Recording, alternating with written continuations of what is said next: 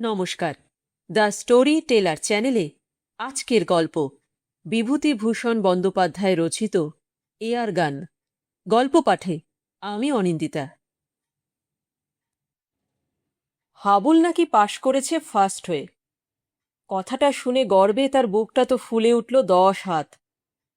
হাওয়ার ওপর ভর করে সে ফিরে এলো বাড়িতে ধীরে ধীরে। বিপুল আনন্দে সারা রাত্রি তার ভালো করে ঘুমই হলো না। মাকে কথাটা বলতে মা মাথায় হাত দিয়ে আশীর্বাদ করলেন, সুখী হও, বড় হও।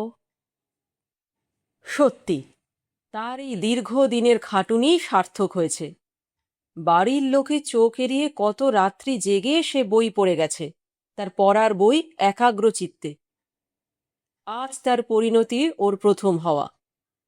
সকলে তো কথাটা শুনে বিশ্বাসই করতে চায় না। স্কুলের ছেলেরা তো প্রথমে হেসেই উড়িয়ে দিয়েছিল একেবারে। সারাদিন যে আড্ডা মেরে ঘুরে ঘুরে বেড়ায়, সে এত উন্নতি করল কি করে? তবু হাবুল ফার্স্ট হলো। শীতের ঠান্ডা বাতাস বইছে ঝিরঝির করে। হাবুলের ঘুম ভেঙে গেল। ধর্মর করে উঠে বসল। মনে পড়ল গতকালের ঘটনা, তার প্রথম হবার কথা। তারপর আস্তে আস্তে বেরিয়ে গেল ঘরের বাইরে। হাবুল গিয়ে দাঁড়ালো তার ছোট কাকার ঘরের দরজায়। ছোট কাকা তখন ঘুমোচ্ছেন নাক ডাকিয়ে লেপের মধ্যে। হাবুল ডাকল, ছোট কাকা, ছোট কাকা। ছোট কাকার ঘুম ভাঙল। তিনি 2 হাত দিয়ে চোখ রগড়ে উত্তর দিলেন, কিরে হাবুল? হাবুল বলল, কাকা, আমি ফার্স্ট হয়েছি। এমন সময় এই সকালে টুনু এসে হাজির হয়। সে হাবুলের কথা শুনে তীব্র প্রতিবাদ করল, কখনো না ছোট কাকা। হাবুল রুখে উঠল, তুই জানিস টুনু? টুনুও দমে না একটুকুও। ইস, উনি আবার ফার্স্ট হবেন, তবে যদি টোকেন, সে কথা আলাদা। হাবুলের রাগ চড়ে গেল। সে ঠাস করে টুনুর কচি গালে একটা চড় মেরে বলল, বাবা সাক্ষী, কাল রাত্রে হেডমাস্টার মশাই বললেন, জানিস সে কথা? সকালবেলা এসেছেন চালাকি করতে। টুনু গালে হাত বুলোতে থাকে বেদনায়। ছোট কাকা বললেন, ছি, মারলি কেন রে ওকে? দেখলে তো কি হিংসুটে, এরকম চর তোমার গালেও পড়বে এখন। কথার শেষে টুনু ছল ছল চোখে ঘর থেকে বেরিয়ে গেল। খানিকক্ষণ পরে হাবুল বলল, ছোট কাকা, তুমি বলেছিলে ফার্স্ট হলে আমাকে একটা এয়ার গান কিনে দেবে। ও, এতক্ষণ পর ছোট কাকার 8 মাস আগেরকার প্রতিশ্রুতি মনে পড়ে গেল। বললেন, বেশ বেশ, কাল কিনে দেব। কাল না, আজই। ঠিক 8 মাস আগে হাবুল একদিন ওর ক্লাস ফ্রেন্ড ভুলোদের বাড়িতে দেখেছিল তার একটা এয়ার গান। হাবুলেরও একটা এয়ার গান কিনবার ভারী শখ হলো। কথাটা তার ছোট কাকাকে বলতে তিনি বললেন, ফার্স্ট হলে এয়ার গান তোকে প্রাইজ দেব। হাবুল উঠে পড়ে লেগে গেল প্রথম হবার জন্যে, এবং প্রথম হলো যথাসময়ে। সেই দিনই সে একটা এয়ার গান কিনে আনলো। তারপর সকাল সকাল খাওয়া দাওয়া সাঙ্গ করে এয়ার গান হাতে ঝুলিয়ে বাড়ি ময় খুঁজতে লাগলো শিকার। কোথায় বসেছে একটা অসহায় চড়াই কিংবা পায়রা, তাকে লক্ষ্য করে এয়ার গানে আওয়াজ হলো ফটফট শব্দে। পাখি উড়ে পালালো অক্ষত শরীরে, আর গুলি বেরিয়ে গেল লক্ষ্যভ্রষ্ট হয়ে, পাখির 10 হাত তফাত দিয়ে প্রায়। হতাশ হয়েও ফিরে এলো হাত ঠিক করবার জন্যে, যাতে সে পুনরায় না লক্ষ্যভ্রষ্ট হয়। ঘরের দরজার চৌকাঠে বসে ও লক্ষ্য করল দেওয়ালে টানানো একটা বিলিতি ক্যালেন্ডারের ছবির মুখ। অনেকক্ষণ পর তার এয়ার গান থেকে শব্দ বেরুল ফট করে। গুলি ছুটে চলল ছবিতে একটা ছেলের ঠিক মুখের পানে। তারপর আওয়াজ হলো ঝন ঝন ঝন। ভয়ে হাবুলের মুখ হয়ে গেল পাংশু। সে দৌড়ে গেল, দেখল মেঝেতে ছড়ানো অগুন্তি কাচের টুকরো। আস্তে আস্তে ক্যালেন্ডারটা তুলে ধরতে দেখল দেওয়ালে কালী ঠাকুরের একখানা পট ফ্রেম দিয়ে মুড়ে কাঁচ দিয়ে ঢাকা। ছবিখানাকে ক্যালেন্ডারটা ঢেকে রেখেছিল এতক্ষণ। লোহার গুলির ঘায়ে ভঙ্গুর কাঁচই গেছে একেবারে টুকরো টুকরো হয়ে। বুকের ভেতরটা তার ছ্যাত করে উঠল আতঙ্কে। চোখের সামনে লকলক করতে লাগল কালী ঠাকুরের দীর্ঘ জিভ। ভয় ও ভাবনায় সে মুষড়ে রইল অনেকক্ষণ। তারপর আস্তে আস্তে পরিষ্কার করে ফেলল কাঁচগুলো। মা জানলে তো এক্ষুনি রসাতল করে ফেলবেন। তখন মধ্যাহ্ন প্রায়। হাবুল ধীরে ধীরে চলে গেল ছাতের চিলকুঠুরির ভেতর। সেখান থেকে লক্ষ্য করল পাশের বাড়ির আঙিনায় বসা একটা কাককে। কাকও সঙ্গে সঙ্গে উড়ে পালিয়ে গেল, তাকে বিদ্রূপ করে হয়তো। হাজার হোক, কাক বড় ধূর্ত প্রাণী। নিচে যেতে হাবুলের আর সাহস হচ্ছে না। টুপ করে বন্দুকটা কাঁধে নিয়ে একটা চটের ওপর বসে থাকে জানলা দিয়ে দূরের পানে তাকিয়ে। কাক কিংবা পায়রা কিংবা চড়াই এলে ও গুলি ছুঁড়ে মারবে তাকে। চুপ করে বসে থাকতে থাকতে ও সামনের বাড়ির ট্যাংটাকে লক্ষ্য করে ফেলে। গুলির আঘাতে ট্যাংটাও বেজে ওঠে ঝন ঝন ঝন। মনে আবার আনন্দ ফিরে আসে। হ্যাঁ, হাত অনেকটা ভালো হয়েছে। আবার সে লক্ষ্য করে পাঁচিলের ওপরের একটা ফুল গাছের টবে। সেটায় আওয়াজ হয় খট করে। আনন্দ ওর বেড়ে যায় চতুর্গুণ।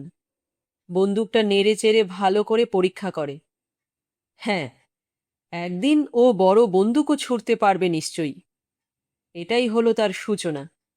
বড় হলে সে চলে যাবে আফ্রিকার গভীর জঙ্গলে মঙ্গো পার্কের মতো। অসংখ্য জন্তু জানোয়ার শিকার করেও দেখাবে ওর শৌর্য বিক্রম। বাঙালি ভীরু নয়, বীরের জাতি। ও তা প্রমাণ করবে।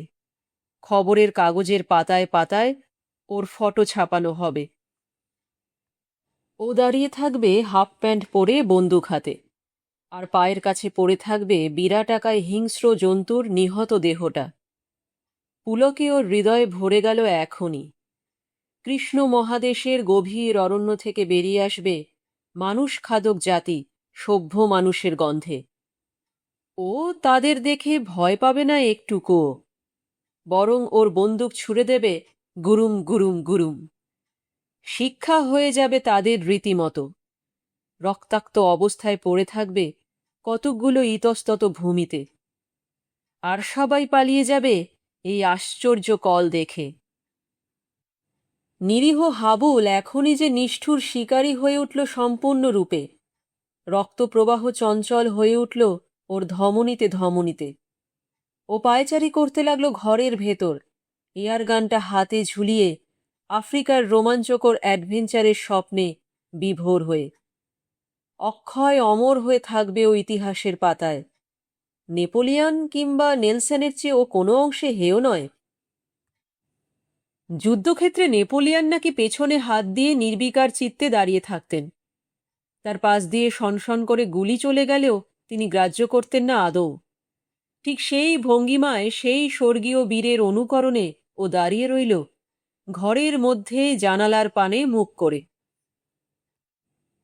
কিন্তু ও কি? সামনের বাড়ির ট্যাঙ্কের ওপর একটা বাদর যে, তাই এত কাক ডেকে উঠেছে অবিশ্রান্ত। তাদের বিকট রব তার কানে যায়নি এতক্ষণ, কারণ সে কলকাতা ছেড়ে এ যাবৎ আফ্রিকার গভীর অরণ্যে পড়েছিল শিকারের খোঁজে। ওর বুকের ভেতরটা যেন দুরু দুরু করে উঠল। ওর বন্দুকটা একবার ভালো করে দেখে নিল। বাদরটা বেশ বড় এবং হৃষ্টপুষ্ট। আর ওদিকে বাদরটা ঝুপ করে হাবুলের ঘরের দরজার কাছে এসে উপস্থিত হল। বীরপুরুষের কাঁপুনি শুরু হয়। রীতিমতো হাঁটুতে হাঁটুতে ঠোকাঠুকি লেগে যায়, নেলসনের ও নেপোলিয়নের মতো। সে ফ্যাল ফ্যাল করে তাকিয়ে থাকে বাদরটার পানে। ঘরের একপাশে ছিল এক ছড়া বড় বড় চাপা কলা। বাদরটা এক পা করে এগিয়ে আসে সেই কলার দিকে। বাদর নাকি কলা খেতে বড় ভালোবাসে। হাবুলের সামনে এই নিদারুণ ডাকাতি ঘটে যায়, সে আর দেখতে পারে না, মরিয়া হয়ে তার সমস্ত শক্তি একত্র করে দাঁড়ায় কলা ও বাদরের মাঝখানে, জন্তুটাকে এয়ার গান দিয়ে লক্ষ্য করে। এয়ার গানের ঘোড়া দিল টিপে, কিন্তু তাতে গুলি পোড়া ছিল না একটাও। সুতরাং বাদরের ক্ষতি হয় না আদৌ, পরন্তু তার রাগ বেড়ে যায় এই বাধা দেওয়ার জন্যে। সে তড়িতে এসে হাবুলের গালে মারে একটা ৮২ শিক্কার চর। বেচারার মাথা ঘুরতে থাকে বনবন করে। নেপোলিয়ন গালে হাত দিয়ে দাঁড়ায়, এয়ার গান পড়ে থাকে তার পদতলে। বাদরটাও সুযোগ বুঝে এয়ার গানটা নিয়ে উধাও হয় পাশের নিম গাছের ডালে। হাবুলও প্রাণপণে চিৎকার করে ওঠে বাদরের এই বেয়াদপি দেখে। মনে পড়ে টুনুর গালের ব্যথা আর কালির ছবির কাজ ভাঙার কথা। তার চিৎকার শুনে ছুটে আসেন মা, দাদা, ছোট কাকা, টুনু। হইচই পড়ে যায়। কি হয়েছে রে হাবুল, কি হয়েছে? নিরুত্তর হাবুল করুণ নয়নে তাকিয়ে থাকে পলাতক বাদরের পানে। টুনু তার দিকে আঙুল দেখিয়ে বলে, ওই দেখো ছোট কাকা, ছোড়দার এয়ারগান বাদরের হাতে। কি ছেলে রে তুই! বাদরে তোর হাত থেকে এয়ারগানটা নিয়ে গেল? অমন খাসা জিনিসটা, ৯ টাকা ১০ আনা দাম। আর হাবুল, সে অধো বদনে দাঁড়িয়ে থাকে নিষ্ঠুর অপমানে ও পরাজয়ে হৃদয় ভারাক্রান্ত করে।